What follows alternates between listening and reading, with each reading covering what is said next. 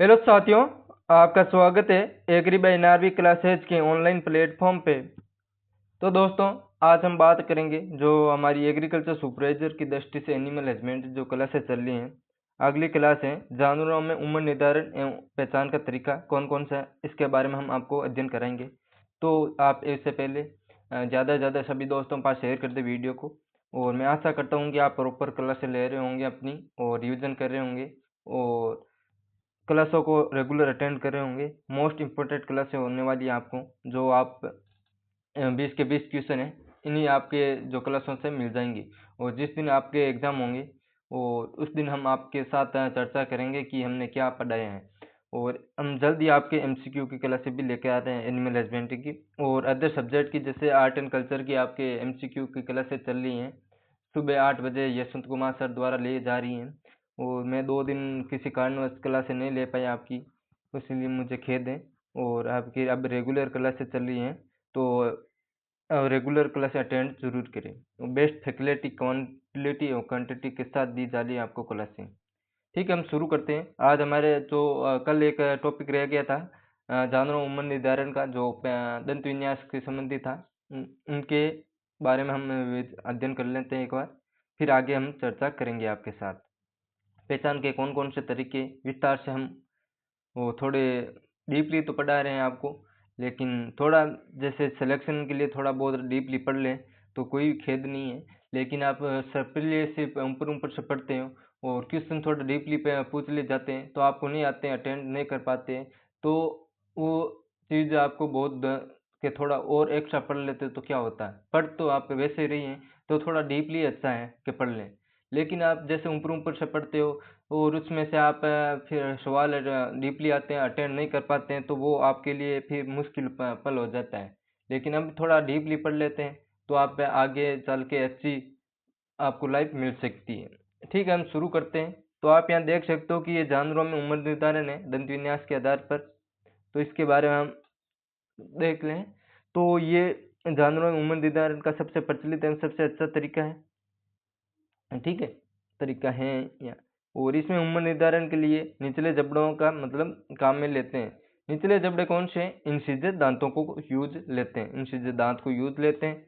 और आगे बात करें तो ये गाय भेड़ में गाय भैंस भेड़ बकरी के स्थिर दांतों का दंत विन्यास, इसके बारे में दंत विन्यास क्या है तो आपको मैं बता दूं कि दंत विन्यास क्या है।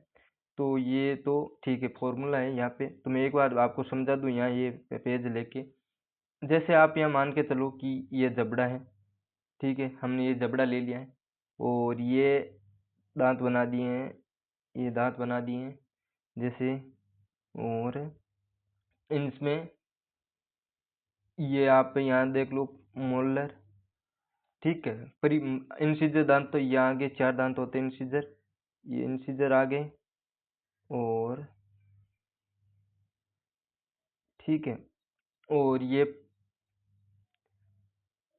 प्रीमोलर यहाँ आगे और मोलर यहाँ आगे, ये हो गए यहाँ प्रीमोलर और मोलर यहाँ हो गए।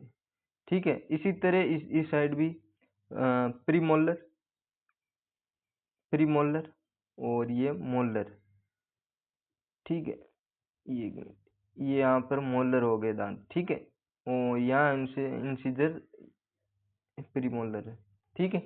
तो आपको मैं बता दूं कि ऊपरी जबड़े में ये इसे मतलब सॉरी एक मिनट यार, ये दांत हो गए, शॉर्ट में समझ लेते हैं। यहाँ तो हो गए डेंटल पैड, यहाँ दांत होते नहीं है, ठीक है। इसे क्या बोलते हैं? Dental pad, dental pad. और यहाँ हो गए इंसिजर दांत, इंसिजर दांत कितने होते हैं? 6 दांत होते हैं इंसिजर। और ऊपरी जबड़े में कितने दांत हो गए टोटल? तो कितने दांत हो गए? 3 पेरी मोलर, 3 मोलर, कितने? 6, 6 इस तरफ। तो ऊपर में जबड़े में कितने हो गए? 12 दांत। और निचली जबड़े में इंसिजर दांत कितने हो गए? 6, और 6 मोलर प्रीमोलर। तो सॉरी कितने हो गए? 6 और 4 20, तो 20 हो गए निचली जबड़े में। टोटल कितने हो गए? 32 दांत। तो आप यहाँ फॉर्मूला की बात करें तो आप यहाँ देख सकते हो कि फॉर्मूला क्या हो गया आई बट्टा, सॉरी एक मिनट पहले मैं आपको फॉर्मूला समझा देता हूँ कि फॉर्मूला क्या है। अब सीधे कह दो आई सी पी एम, ठीक है, HCPM। तो इंसीजर, कैनाइन, प्रीमोलर, मोलर, ये हो गया फॉर्मूला। इसमें कौन कौन से दांत आते हैं, तो दांत की बात करें तो आप यहाँ देख लो इंसीजर कितने हो गए, तो इंसीजर ऊपरी जबड़े में एब्सेंट होते, डेंटल पैड होते हैं तो 0, निचले में कितने हो गए 4, और कैनाइन दांत एब्सेंट होते हैं रुगंती जानवरों में, ठीक है, 0/0। और प्रीमोलर कितने हो गए, प्रीमोलर 3 हो गए, 3 ऊपरले में 3 निचले में। और मोलर कितने हो गए, मोलर हो गए आपके 3 ऊपरले में 3 निचले में जबड़े में, तो कितने हो गए 6, तो इंटू 2 कर लेना, तो टोटल कितने हो गए 32, ठीक है, टोटल कितने हो गए आपके 32। आगे बात करेंगे तो आप यहाँ देख सकते हो कि ये जो दंत विन्यास है इसका चित्र है, या मैं PDF के रूप में आपके लेके आ गया हूँ, तो आप यहाँ देख सकते हो। जानवरों के दंत सूत्र, डेंटल फॉर्मूला क्या होता है, तो आप यहाँ देख लो, जो आपके गाय भैंस भेड़ बकरी हैं उनका तो सेम ही रहता है, रुमंती जानवर है तो दंत विन्यास 32 रहता है, वो सभी इतना ही। और घोड़ी में, सुअर में, ऊंट, कुत्ता, इन सब में अलग अलग रहते हैं, तो आप यहाँ विशेष ध्यान रखेंगे। तो आप यहाँ देख सकते हो कि इंसीजर 0/4, कैनाइन 0/0, प्रीमोलर 3/3, और मोलर है वो 3/3, तो इंटू 2, तो कितने हो गए टोटल 32 हो गए। इनके बारे में क्या लिखा हुआ है, सभी रुमंती जानवरों के में ऊपरी जबड़े में इंसीजर दांत अनुपस्थित होते हैं, उनके स्थान पर डेंटल पैड पाया जाता है, ठीक है। और सभी रुमंती जानवरों में कैनाइन दांत अनुपस्थित होते हैं। पशुधन में सबसे कम स्तरीय दांतों की संख्या है वो रुमंती जानवरों में पाई जाती है। ये ऐसे भी पूछ सकते हैं कि पशुधन में सबसे कम स्तरीय दांतों की संख्या कौन से जानवरों में पाई जाती है, तो रुमंती जानवरों में पाई जाती है। आगे बात करें तो आप यहाँ देख सकते हो कि घोड़े का डेंटल फॉर्मूला है, तो घोड़े का डेंटल फॉर्मूला कौन कौन सा है, तो आप यहाँ देख सकते हो कि घोड़े का है इंसीजर 3/3, कैनाइन 1/1, प्रीमोलर 3/3, मोलर 3/3, और इंटू 2, तो टोटल कितने हो गए 40, ठीक है। घोड़ी में कैनाइन दांत है वो एब्सेंट होते हैं, घोड़े में पाए जाते हैं, तो आप यहाँ देख सकते हो कि इंसीजर दांत 3/3, कैनाइन 0/0, प्रीमोलर 3/3, और मोलर 3/3, तो टोटल कितने हो गए इंटू 2, तो 36 हो गए। घोड़ी में कैनाइन दांत अनुपस्थित होते हैं। ये विशेष ध्यान रखेंगे, ये पूछ लिया जाता है कि कौन से जानवरों में वो कैनाइन दांत मेल में तो पाया जाता है, फीमेल में एब्सेंट रहता, तो वो घोड़ी और मेर, ठीक है। आगे बात करें सुअर की, सुअर में क्या है, सुअर का डेंटल फॉर्मूला क्या है, तो आप यहाँ देख सकते हो कि इंसीजर दांत है 3/3, कैनाइन है 1/1, प्रीमोलर है 4/4, और मोलर है 3/3, इंटू 2, टोटल कितने हो गए 44। पशुधन में सर्वाधिक स्थित दंतों की संख्या किस में पाई जाती है, सुअर में। ऐसे भी क्वेश्चन पूछ लिया जाता है।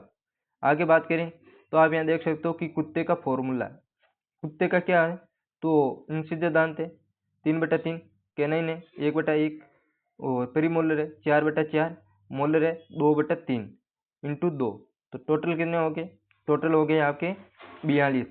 इसमें आप विशेष ध्यान रखेंगे कि कौन से जानवर हैं जो ऊपरी जबड़े में तो मोलर की संख्या ज़्यादा होती है, कम होती है, निचले जबड़े में कम होती है, ज़्यादा होती है, तो कौन सा है, कुत्ता। कुत्ते में आप विशेष ध्यान रखेंगे कि मोलर 2 होते हैं, और ऊपरी जबड़े में 2 होते हैं, निचले जबड़े में 3 होते हैं।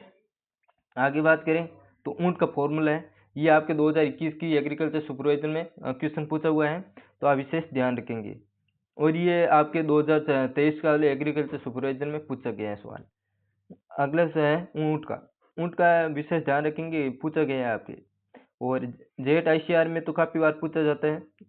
तो उनसे दांत 1/3, कैनाइन 1/1, प्रीमोलर 3/2, और मोलर है 3/3, इंटू 2, टोटल कितने हो गए 34। आप रुमंती जानवरों में कितने दांत पाए जाते हैं 32, ये आवासी रुमंती में 34, और हाँ आवासी ये रुमंती जानवरों में, जैसे ये रुमंती जानवरों में घोड़े में 44, घोड़ी में 36, सुअर में और 44, कुत्ते में 42। सबसे ज़्यादा पशुधन में कौन से जानवरों में दंत विन्यास पाया जाता है? सबसे ज़्यादा है तो सुअर में कितने? 44। सबसे कम रुमंती जानवर कितने? 32। ये विशेष है, ध्यान रखेंगे। ठीक है, हम आगे बात करें तो आप यहाँ देख सकते हो कि एक मात्र प्रजाति नर या मादा में दंत विन्यासों की संख्या में अंतर पाया जाता है तो कौन है? इक्विन, घोड़ा। घोड़े में कितने? 40। घोड़ी में कितने? 36। चिकन, पोल्ट्री में दांत है वो एब्सेंट होते हैं, चोंच पाई जाती है। आगे बात करें तो आप यहाँ देख सकते हो कि भेड़ में उम्र निर्धारण के जो कौन कौन सी कंडीशन होती है उसके बारे में हम फुल माउथ कंडीशन क्या है? वे उम्र जिस समय जबड़े में सभी स्थित दंतों का आ जाते हैं उसे फुल माउथ, जबड़ा फुल हो जाता है, भर जाता है जिसमें। ठीक है, कब से होता है? भेड़ में 4 वर्ष में पूरे स्थित दांत आ जाते हैं। गाय भैंस में 4.5 से 5 वर्ष में, भैंस में 6 वर्ष में, घोड़े में 4.5 वर्ष में, ऊँट में 7 वर्ष में। सबसे अधिक समय किस में लगता है? ऊँट में। सबसे कम भेड़ में। ये विशेष है, आप ध्यान रखेंगे। ये आप यहाँ देख सकते हो कि सभी इंसिज दांतों में के निकलने का जानवरों में उम्र का साथ संबंध, किस उम्र में कौन सा दांत आएगा देख सकते हो कि आप यहाँ प्रीमोलर है भेड़ में 1 वर्ष की उम्र में, गाय में 2 वर्ष की उम्र में, और भैंस में प्रथम युग्म में वो है 2.5 वर्ष की उम्र में, घोड़े में 2.5 वर्ष की उम्र में। ठीक है, दूसरे युग्म में 2 वर्ष, गाय में 3 वर्ष, भैंस में 3.5 वर्ष, घोड़े में भी 3.5 वर्ष। तीसरे युग्म में भेड़ में 3 वर्ष, गाय में 4 वर्ष, भैंस में 4.5 वर्ष, घोड़े में 4.5 वर्ष।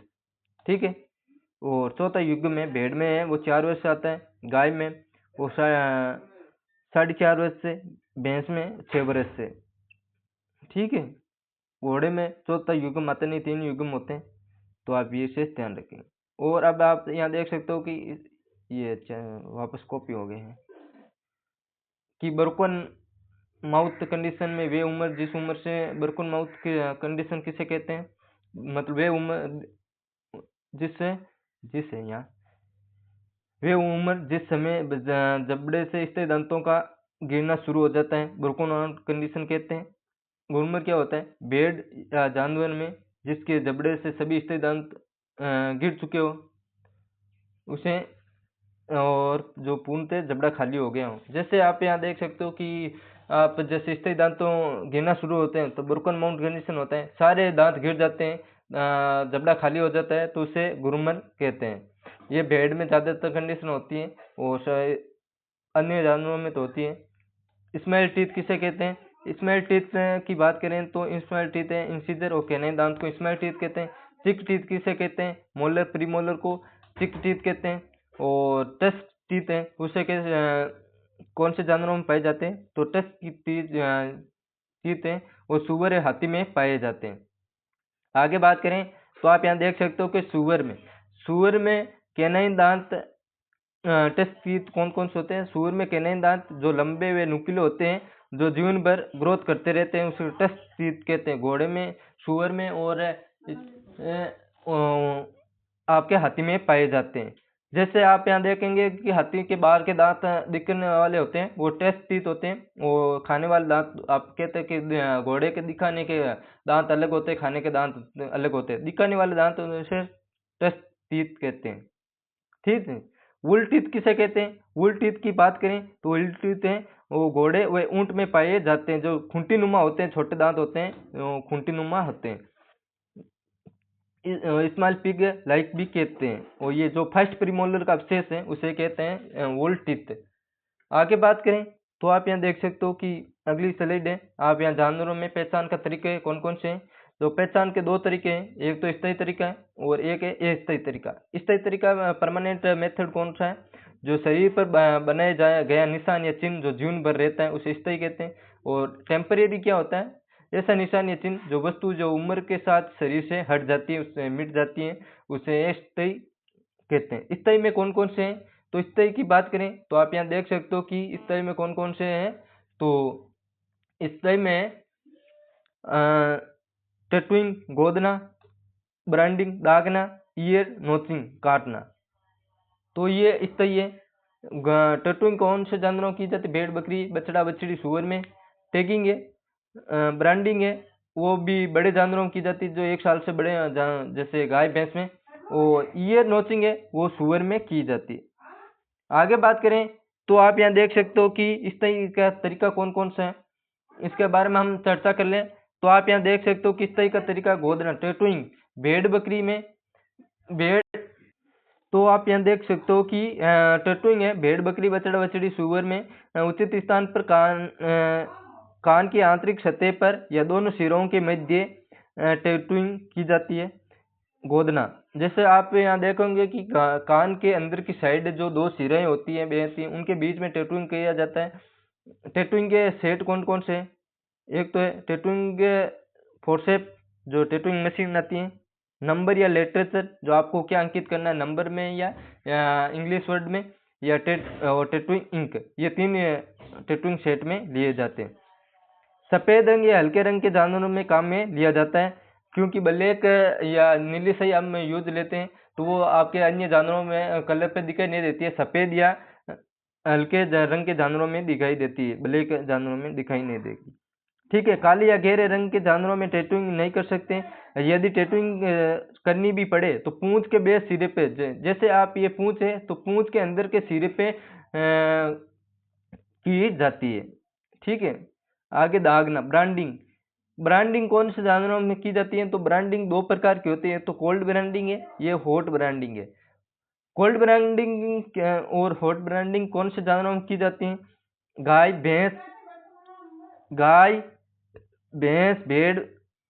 गाय भैंस घोड़ा ऊंट में करते हैं।